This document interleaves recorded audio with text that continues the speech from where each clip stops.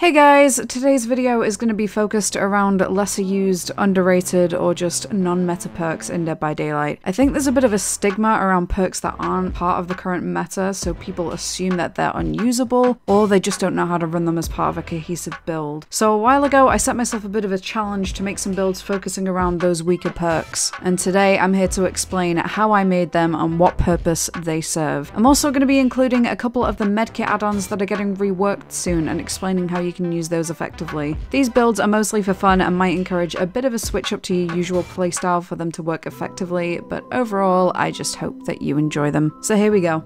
Okay, so the first build that we have available is called the Looter build. So the entire premise behind this build is that you want to find as many items as humanly possible in a trial. The first perk that you have in this build is Plunderer's Instinct, which is going to show you the aura of any chests within a 32 meter range at tier 3. It's also going to considerably increase your chances of getting a better item when you search that chest too.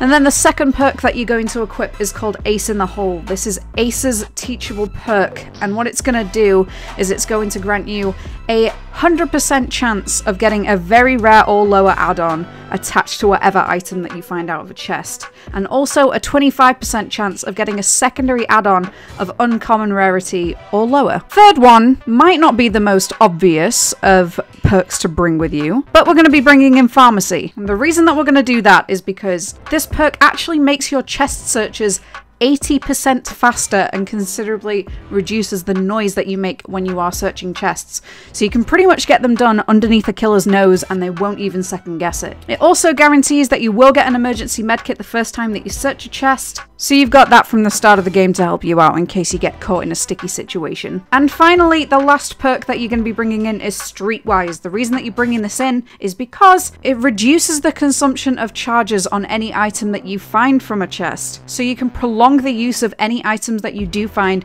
until it's necessary for you to go and get another. And also increases the likelihood that you're going to be able to bring a new item out with you as well, because you won't have to worry about whether or not you're using it up. For obvious reasons, we're not going to be bringing in any items or add-ons. However, we are going to bring a coin as an offering. Doesn't matter whether it's a shiny coin or a tarnished coin. Either way, what coins do is they increase the number of chest spawns on the map.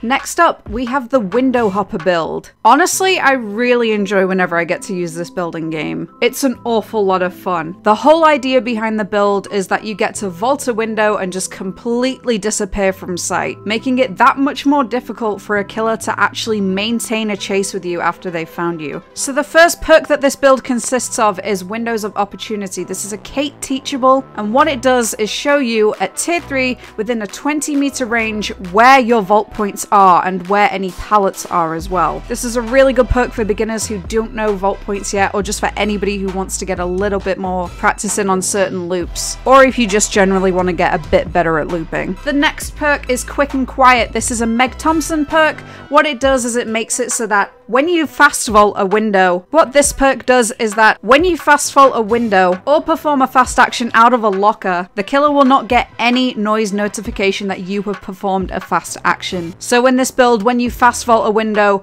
the killer will for a split second not even realize that you've even vaulted the window. Next up we have Life, which is a Feng Min teachable. It is an exhaustion perk, and what happens is that when you perform a fast vault, you gain a haste status for 3 seconds, which allows you to make a speedy exit from a loop and get to a hiding spot. And finally, the perk that ties all of this together and makes it worthwhile is Dance With Me. This is another Kate teachable, but what the perk does is it makes it so that when you fast vault a window or leave a locker, you will not leave any scratch marks for 3 seconds. So this is the perk that makes it so that when you perform that fast vault, you just completely disappear. The killer's not going to be able to follow any scratch marks to get to you, and they're going to have to work harder to initiate that chase again. All of these perks are on a cooldown, so you are going to have to be sparing with how you use it. But if you use it in the right way, it is such a satisfying feeling, and sometimes you can go an entire game without ever losing a chase. This build is called the Professional Slug, and the idea behind this build is to combat slugging. So that means when a killer downs you and leaves you on the floor to pursue another teammate. The first and arguably most important perk in this build is Unbreakable, which is Bill's teachable teachable, and it increases your recovery speed by up to an additional 35%, which can be absolutely huge, and it also grants you the ability to be able to pick yourself up off the floor once in a match, which can be absolutely game-changing if the killer is deciding to slug you and all of your teammates. The second perk that we have is called Tenacity, which is a detective tap teachable that allows you to crawl 50% faster and also recover at the same time. So if you're close to the edge of the map, you can use this perk to be able to crawl towards the edge and make it that much more difficult for a killer to get you to a hook, as you're putting extra distance between yourself and the hook. The third perk is a teachable from Ash, and it is called Flip Flop. Now, just in case you don't have the opportunity to pick yourself up off the floor with Unbreakable, what this perk is going to do is convert any of your recovery status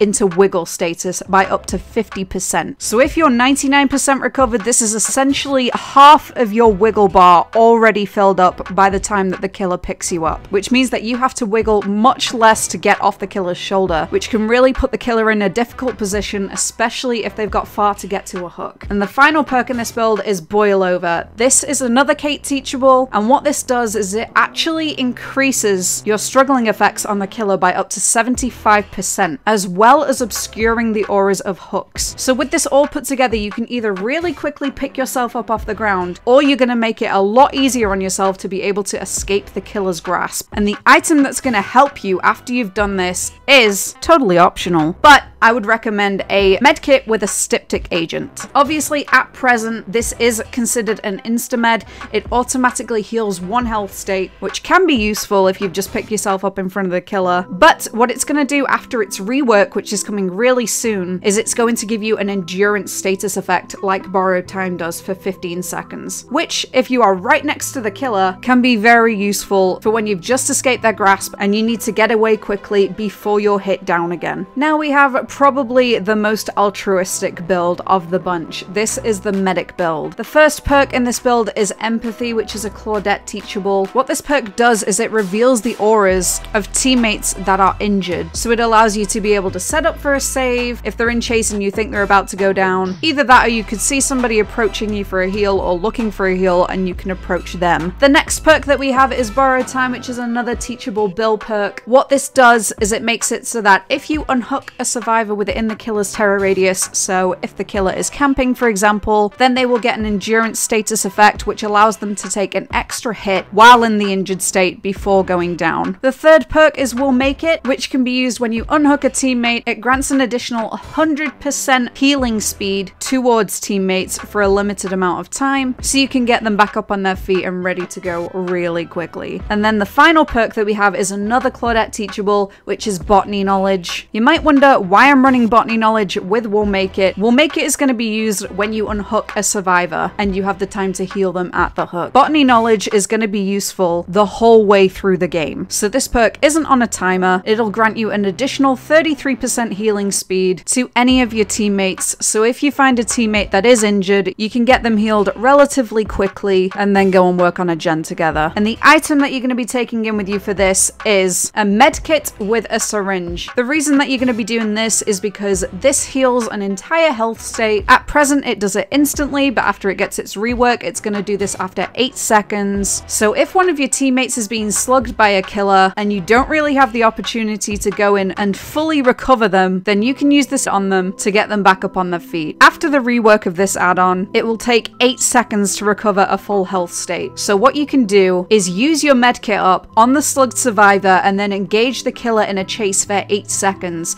That will allow your teammate to get back up on their feet by having a full health state recovered and then be able to escape the match or continue the trial while you take the aggro. This is the top sleuth perk build. The whole idea behind this build is to reduce your chances of getting caught by the killer drastically. You can call this an immersion build. That is exactly what it is. The first perk that we have in this build is Iron Will, which is a teachable from Jake. It makes it so that when you're injured, any noises that you make out of pain are reduced by 100%. so unless the killer is running Strider, that renders you virtually silent. Next up, we have Urban Evasion, which is a Nia perk. It increases your movement speed while you're crouching by an additional 100%, so you have a much smaller character model while you're crouching, but you're not going to suffer from the reduced speed that crouching everywhere would normally give you. So you can pretty much hide in plain sight. Next up, we have a Lightweight. This perk reduces the amount of time that your scratch marks stay visible by up to 3 seconds. So usually your scratch marks stay visible by about 10 seconds.